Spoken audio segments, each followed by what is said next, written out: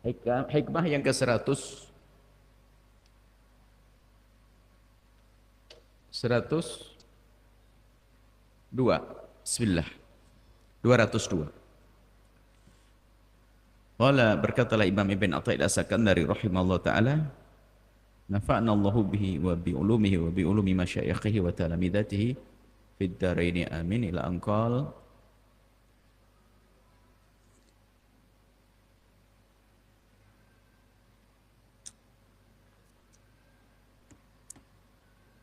la tastabdi la tastabti minhun nawala walakin istabti min nafsika wujudal iqbal.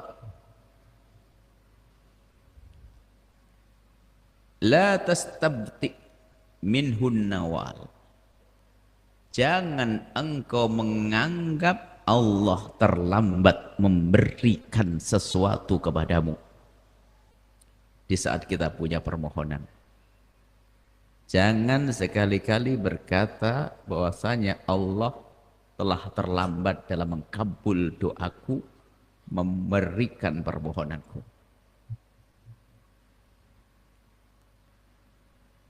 Walakin akan tapi istabti,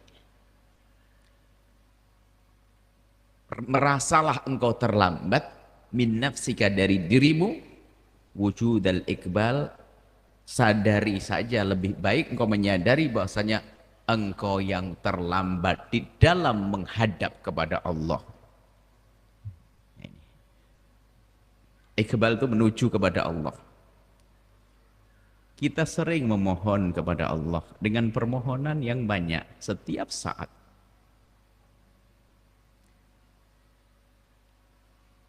Kadang kita sampai kepada titik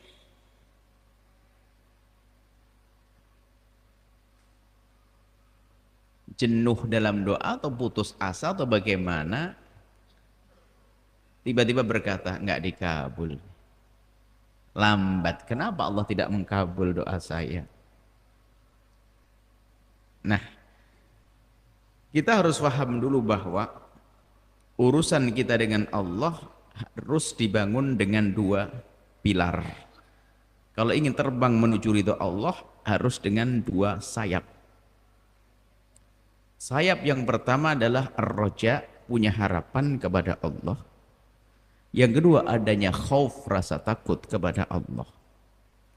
Jika ini tidak seimbang, nggak bisa nyampe, miring. Maka di saat orang dikuasai dengan harap saja, tanpa ada koreksi diri, tidak ada rasa takut, maka muncullah orang ini kepada tadi, nganggep Allah tidak mengkabul permohonannya, karena harap saja, dia tidak pernah koreksi. Kenapa tidak mencoba koreksi diri? Kenapa Allah tidak mengkabul doaku? Padahal Allah sudah berjanji, Ud'uni astajib lakum. Kau minta kepadaku, niscaya akan aku kabul. Cuman di dalam memohon kan ada aturannya dan ada syaratnya. Jangan-jangan aku belum memenuhi syarat di dalam memohon, sehingga permohonanku tidak layak untuk dikabul. Hanya menuntut janji saja, tapi dia sendiri tidak memenuhi. Kalau kita memenuhi, pasti Allah la yukhliful mi'ad, Allah tidak akan ingkar dengan janjinya. Cuman karena kita ini artinya justru hikmah ini dibalik.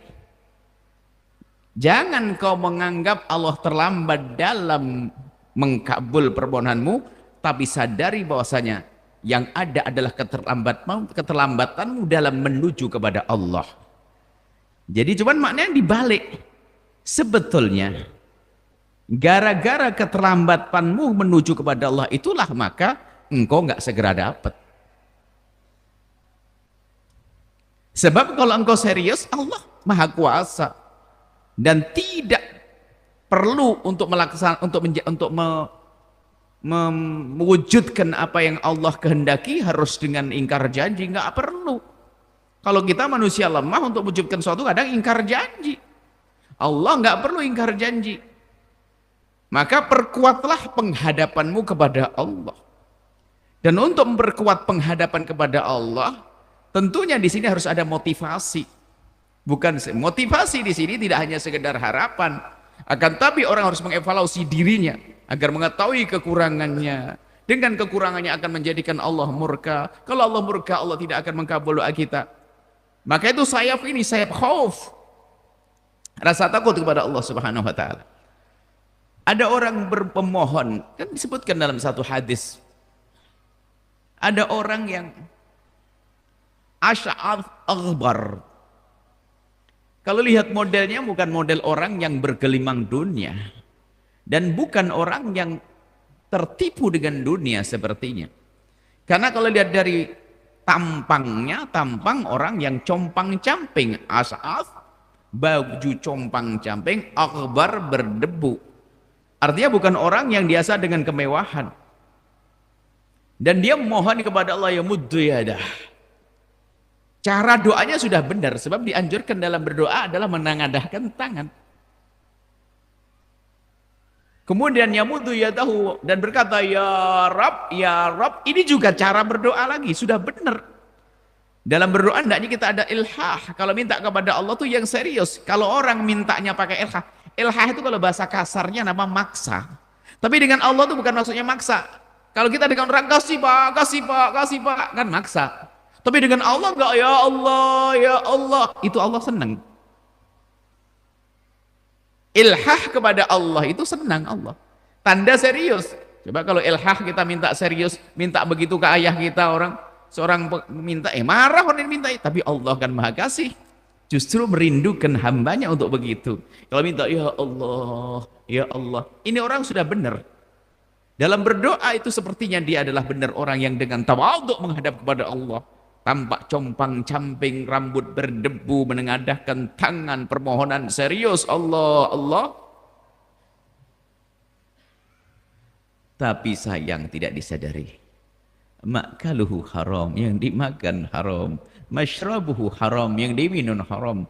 Malbasuhu haram, bajunya haram. Anna yustajabu lidzalik. Bagaimana mungkin dikabul doanya orang seperti itu? Lah kita kadang tidak menyadari ini permohonan dihadirkan, panjatan doa dipanjatkan, akan tapi rupanya kurang koreksi tentang yang dimakan, yang diminum. Penghalang juga lah. Lebih baik kita ngurusi ini, jangan ngurusi kenapa Allah tidak mengkabul doaku. Jadi hendaknya engkau harus menyadari keterlambatanmu di dalam menghadap kepada Allah jauh lebih bagus. Jangan mengurus kenapa Allah terlambat memberimu. Di sana ada pembahasan lagi. Kalau memang doamu benar, Allah akan kabul. Pasti astajib lahum, jawaban astajib, niscaya akan aku kabul. Allah berjanji, tidak pernah ingkar janji. Perbanyaklah memohon kepada Allah. Dan yakinlah wa antum muqinuna bil ijabati, kan begitu Nabi. Kalau kamu memohon kepada idza ta'amutumullaha, kalau engkau memohon kepada Allah, nam fad'ullaha, mintalah engkau kepada Allah wa antum muqinuna bil ijabati, kamu yakin kalau Allah akan kabul. Nah, setelah kita menyadari kalau seandainya Allah menunda pemberian, itu pasti karena kekurangan saya. Bagus. Makanya dari sinilah dia akan berevaluasi. Koreksi diri. Dia mencoba. Mulai dari membersihkan makanan minumnya, pakaiannya.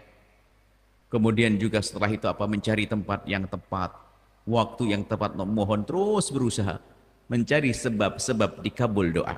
Banyak sebab dikabul doa. Ambil berita dari Nabi tentang sebab-sebab dikabul doa, hadirkan semuanya. Nah, setelah ia sudah menjalankan itu semuanya, itu pun nggak boleh kita setelah itu berkata, aku sudah begitu, tapi kenapa kok Allah belum ngasih kepadaku? Lah ini tanda nggak benar dalam memohon. Bahkan disebutkan oleh baginda Nabi, tanda permohonanmu tidak dikabul itu adalah di saat engkau selesai memohon, kemudian setelah itu engkau berkata, aku sudah banyak memohon tapi belum dikabul. Kan sering begitu, maka itu tanda tidak dikabul. Innallaha yastajibu du'a 'abdi ma lam ya'jal. Allah akan mengabul doa hambanya asalkan dia nggak buru-buru. Buru-buru gimana? Ya, aku sudah doa belum dikasih, ya memang nggak dikabul dia. Tapi kalau doamu loss, engkau Anda lepas, aku berdoa sudah, aku tidak berpikir tentang dikabul tidak dikabul. Bahkan sebagian para kekasih Allah itu menyadari makna permohonan sejati itu sesungguhnya adalah kita memenuhi permintaan Allah. Disebutkan dalam Al-Quran, ud'uni, berdoalah kepadaku. Maka orang yang kenal Allah bergegas, aku memohon kepada Allah. Kenapa kau memohon kepada Allah? Karena aku menjalankan perintah Allah, memenuhi permintaan Allah. Itu tingkat tinggi. Tingkat kita adalah apa? Kita memohon kepada Allah karena kita ingin dipenuhi keinginan kita, bukan? Nah, kita minta kenapa sekarang? Karena kita punya keinginan. Sementara orang pangkat tinggi mengatakan, aku minta kepada Allah karena disuruh. Loh, apakah mereka tidak mengharap dikabul doanya? Mereka tidak mikir begitu. Kenapa? Karena dia yakin kalau aku benar pasti dikasih oleh Allah. Kemudian mereka punya pemahaman luas. Dan pengkabulan doa kan tidak hanya hari ini, bisa esok hari. Pengkabulan doa bukan saja dalam bentuk ini, bisa saja bentuk yang lain. Aku minta duit, tapi tidak dikasih duit oleh Allah. Diganti dengan dijaga jantungku, paru-paruku, anakku. Pengkabulan kan banyak macamnya. Kenapa aku membatasi pengkabulan hanya seperti aku minta? Sementara ada orang banyak minta kepada Allah dengan kebodohannya. Yang diminta itu saja, yang lebih penting tidak diminta. Allah Maha Kasih. Tidak dikasih yang itu, diberi yang lainnya. Ini kan pemahaman tentang pengkabulan doa. Lebih dari itu apa? Ada pengkabulan doa yang sangat luar biasa, yaitu apa? Doa tidak dikabul di dunia oleh Allah, tapi ditabungkan nanti di akhirat, dan ini impiannya ahli surga semuanya. Lah kapan setelah itu orang akan terus suudzon kepada Allah? Makanya ini tingkat tinggi yang disampaikan Imam Ibnu Taimiyah. Jangan kau menganggap Allah terlambat dalam memberi apa yang engkau minta. Akan tapi hendaknya kau sadar, engkau yang lelet dalam menyambut seruan Allah. Engkau yang suka terlambat dalam memenuhi permintaan Allah. Maka benailah sisi ini. Bergegaslah untuk menyambut seruan Allah. Kemudian setelah itu memohonlah kepada Allah. Maka kalau kita sudah paham makna ini, nggak akan dia berkata, kenapa doaku belum dikabul? Karena dia ngerti wawasan tentang doa.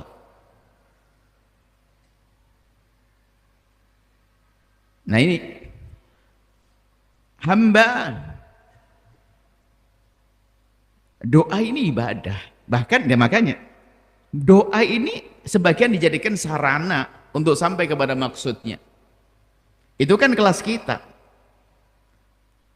Doa itu sarana. Makanya kelas kita itu apa?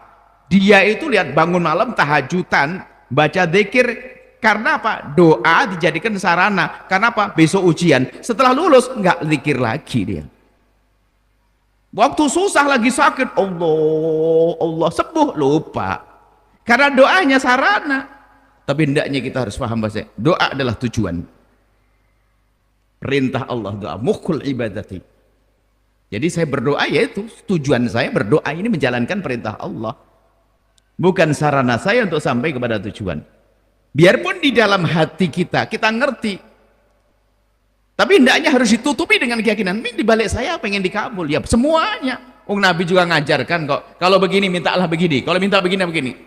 Cuman pemahaman itu harus terus ditingkatkan. Sehingga jangan sampai ada orang setelah memohon masuk putus asa, suudzon pada Allah. Aku minta aman tidak dikasih-kasih. Sampai nanti sudah masuk hatinya kerusakan, kekafiran. Apa? Dia nggak sholat duitnya banyak, saya sholat terus fakir, kan? Dia nggak sadar juga bahwasanya ada orang nggak sholat juga fakir juga ada. Fakir kaya nggak ada urusannya dengan sholat. Cuman cara pandang yang orang tersesat kan begitu. Karena dia sholat lama, duhaan kata Ustaz, duhaan biar banyak duit. Nah, karena salah niatmu. Saya duhaan sudah 5 tahun, tetap saja melarat. Adik saya nggak pernah sholat, kaya. Ini salah memahami permohonan.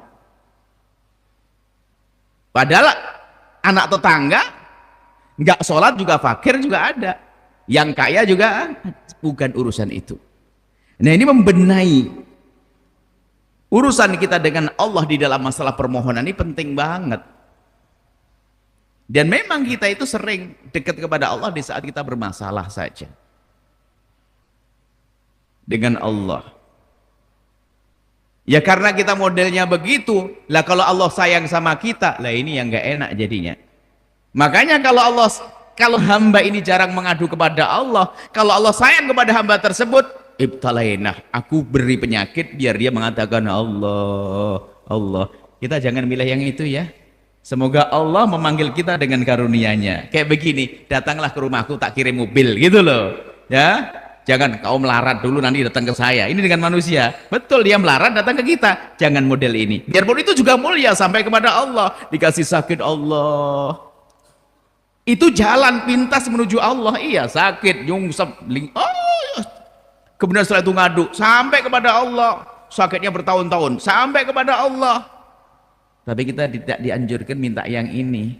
Minta sehat, ibadah dan sebagainya, sehingga dengan nikmat menuju kepada Allah. Kan diajarkan Rabbana atina fid dunya hasanah. Kita nggak boleh minta yang jelek, nggak boleh. Biarpun di balik kejelekan itu ternyata ada kebaikan. Minta yang baik. Contoh, mati syahid itu dahsyat, langsung surga, pangkat tinggi. Tapi untuk menjadi orang mati syahid tidak usah ngomong ya Allah kirimlah musuh penjajah lagi ya Allah kesini biar saya mati syahid. Nggak usah ngomong gitu, nggak boleh. Sok banget. Atau ngomong ya Allah kalau memang orang sakit masuk surga, ya Allah beri saya sakit jantung, paru-paru, koreng segala macam. Nggak, oh, sombong banget. Giliran baru sakit nyungsep dia. Jangan biasa dengan Allah tuh gaya marah. Itu gayanya orang ini tadi. Gampang putus asa. Ya Allah, kau beri kepadaku kekayaan tapi nggak punya anak, mending melarat punya anak. Ini marah pada Allah ini. Coba doanya dirubah, ya Allah seperti kau telah mudahkan aku dapat rezeki, engkau maha kuasa memberikan kepadaku rezeki, engkau maha kuasa memberikan kepadaku anak, berikan anak. Ngomong yang benar, jangan marah kepada Allah. Kita tuh sering doa kita marah loh ya. Mending begini ya Allah daripada gini. Oh, dikasih mendingnya nyungsep juga nanti. Nabi Yusuf tuh salah, bukan salah ucap maksudnya. Permohonannya baik, tapi baik yang tidak enak. Kan waktu itu mengatakan ya Allah penjara bagiku lebih aku sukai. Penjara lebih aku sukai, masuk penjara. Coba ya Allah berikan aku kebaikan, tidak usah masuk penjara. Nggak akan masuk, cuma terlanjur ngomong sijnu ahabbu ilayya, oh penjara lebih aku sukai, masuk. Makanya kalau berangan-angan lintasan yang baik, jangan lintasan jelek. Untuk anak, daripada kamu bandel begitu mending kau sakit nak, biar gak bandel, sakit beneran nanti. Kita suka omongan-omongan yang tidak benar karena marah tadi. Kayak mohon gak dikabul-kabul ini kan, padahal Allah sudah beri yang lainnya, dia gak sadar. Harga jantung itu berapa sih? Berapa harga jantung? Boleh dibeli 300 juta? 300 kalau saya operasi kemarin tuh ada orang. Kita yang minta ya Allah semoga toko lancar, toko nilainya 200 juta tok. Tidak dikasih tokonya lancar, nyungsep tokonya, tapi jantungnya sehat dia. Banyak karunia yang Allah berikan kepada kita, dan tidak mustahil itu adalah dari panjatan-panjatan doa. Maka berdoalah kepada Allah, yakini adalah mukhul ibadah, saripatinya ibadah, saripatinya ibadah, tujuan. Dan ingat kalau kita sudah serius, maka Allah pasti akan mengkabul. Tinggal Anda fahami tentang makna pengkabulan. Ada pengkabulan hari ini atau hari esok, pengkabulan dalam bentuk ini, bentuk yang lainnya, atau pengkabulan di dunia dan di akhirat. Tinggal apa sekarang yang perlu kita perhatikan? Istabti, merasalah engkau lelet, lambat dalam menyambut seruan Allah. Kalau engkau sudah sampai kesadaran bahwasanya Anda merasa lambat dalam menyambut seruan Allah, niscaya pengkabulan doa adalah akan datang untuk Anda. Wallahu a'lam bishawab.